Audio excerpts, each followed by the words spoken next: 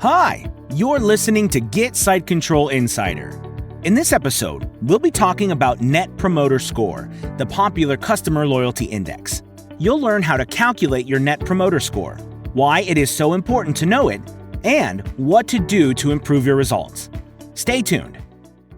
How do you make decisions when you are about to make a new purchase?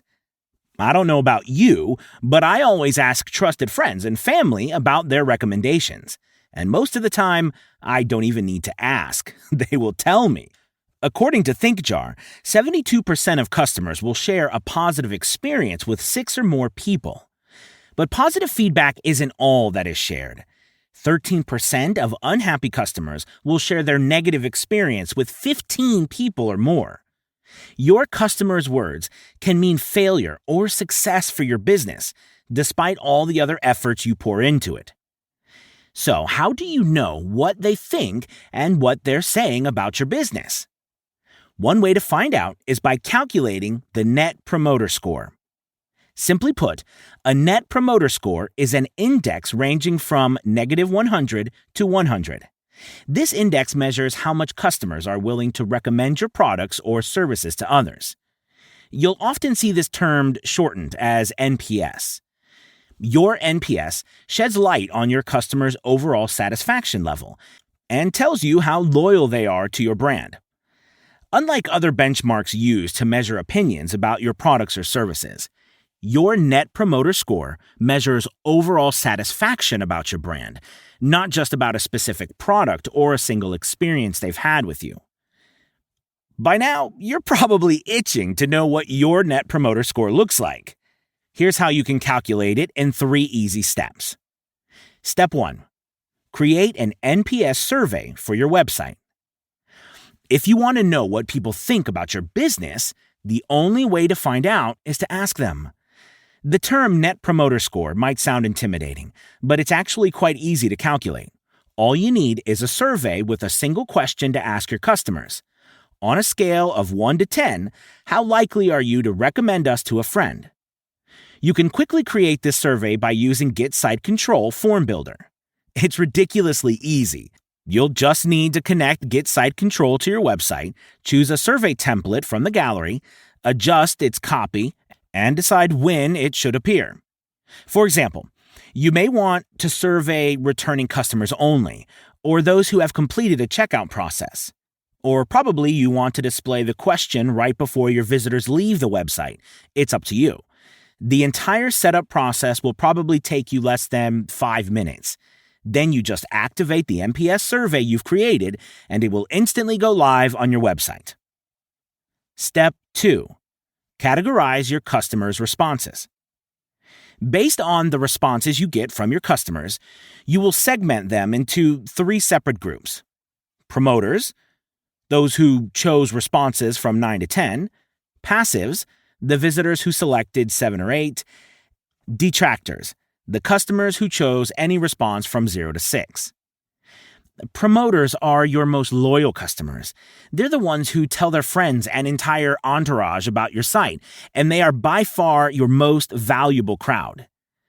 Passive customers can easily be swayed to switch over to a competitor if given a good enough reason to, but can also be turned into promoters if nurtured in the right way. Detractors are a risky crowd. They've had a negative experience with your brand and are unhappy in some way. Detractors tend to speak out in negative terms about your brand, thus harming your reputation. Furthermore, they also increase customer churn, the percentage of people who stop doing business with your company within a given period. We'll get back to detractor and talk about ways to fix relations with them in a few moments. Meanwhile, let's finish the last step and calculate your Net Promoter Score. To do that, take the number of customers from each group and find out what percentage they represent. Then subtract the percentage of detractors from the percentage of promoters. For example, let's say you surveyed a total of 50 customers.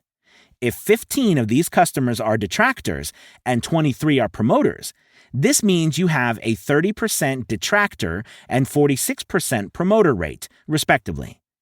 To calculate your NPS, you would subtract 30 from 46.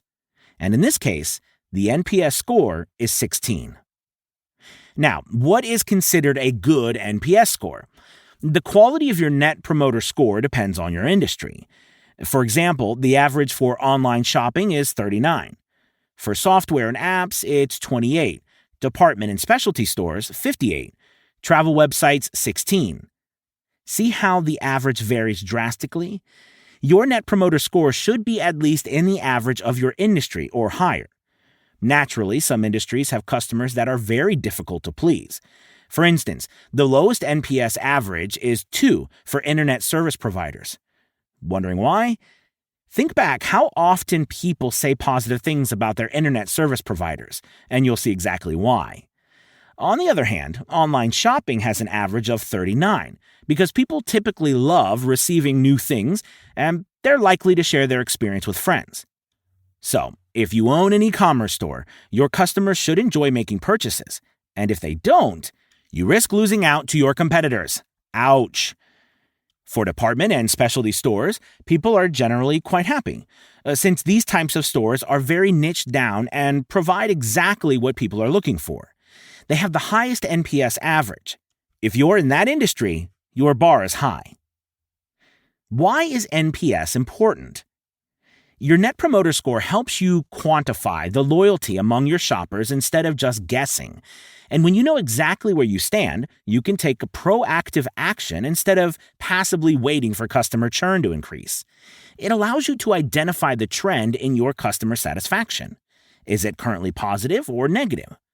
Are detractors increasing and promoters decreasing?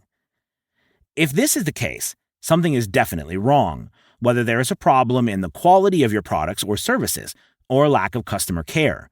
Whatever it may be, you have an urgent problem that you need to solve. On the other hand, if your promoters are decreasing while your passive customers are increasing, this doesn't necessarily mean that you are making buyers unhappy. However, you are at risk of customer churn. You need to do something to make these passive buyers adopt a more positive view of your business and choose you over your competitors every time. And that brings us to the most actionable part of this episode. Actions to take once you know your Net Promoter Score. To keep improving your NPS, especially if it is lower than it should be, you'll need to start taking actions. But what can you do exactly? Here's one example. If you make one tiny addition to the survey, an email capture field, you'll be able to reach out to all 3 groups and nurture them in a way that improves their loyalty, ultimately raising your NPS. Every time your score goes up, this means you have more chances of getting referrals from happy customers. And more referrals means fewer resources spent on acquiring new customers. Sound good? Well, let's now talk about how you can work with each group of customers to improve your score. Group number 1, fixing your relationship with detractors. Detractors are not happy, but that doesn't mean that they will remain unhappy and keep spreading negative words about your business if you make an effort to change that. All detractors want is to feel valued and have positive experience when they decide to spend their money somewhere. One way to handle it is to reach out via email to all detractors and ask them more details about their experience. Make them feel heard and valued. For instance, if they receive a broken item, offer to reship them another one for free. If they had a negative experience with a customer service rep, let them know you will work at improving this and offer them something in exchange, a coupon, for example. Ask them what they would like to see from you specifically in the future. If you think about it, having detractors is not always a bad thing. It's an opportunity to learn how you can improve your business so that future customers get the best products and services possible.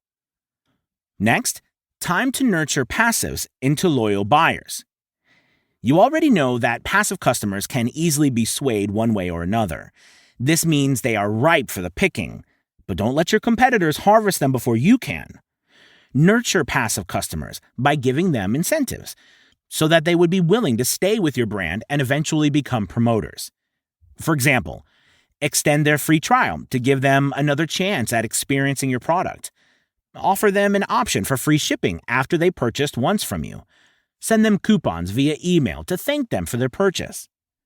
There are unlimited possibilities for helping passive buyers fall in love with your brand, but the key just like with detractors, is to make them feel valued in a way that they cannot feel with other brands. Finally, promoters. Promoters have a capability of generating a constant flow of new customers for you. In return, these customers can become promoters themselves when you continue to nurture them. For instance, you can implement a referral program only available to buyers after a certain number of purchases. There are so many ways you can compensate your promoters for sending more business your way. Let them accumulate a certain number of points that can be redeemed for free products or a service. Build a tier system that gives certain promoters permanent perks, like 10% off everything at all times or free shipping on all purchases. Give them exclusive deals. Give them early access to new products before everyone else. And that is just the tip of the iceberg. You don't just want your promoters to feel valued, you want them to feel special, as if you couldn't succeed without them. People like being helpful and building genuine connections with others, and you have the opportunity to do just that with those promoters. With a referral network, every promoter can generate more promoters, who then attract even more promoters. The possibilities are limitless. However, you need to put in the effort to make these people loyal to you. Promoters are not made by magic. So, are you ready to build a tribe of loyal buyers? Calculating and acting on your Net Promoter Score helps you patch the holes in your customer experience. This will, in turn, help you maximize the value of each buyer and ensure you minimize customer churn. Remember, you should be calculating Net Promoter Score more than just once. Check in regularly with your customers to see the changing trends. This is how you will know whether your improvements are working. Maintaining high NPS will require a consistent effort from you, but measuring it doesn't need to be difficult. Go ahead and make the first step forward improving your customer relations. Create an NPS survey using Get Site Control. Check out the link in the description for details about the survey setup. And this is it for the episode. Don't forget to subscribe if you want more ideas on improving customer engagement on your website. Thank you for listening. Until next time.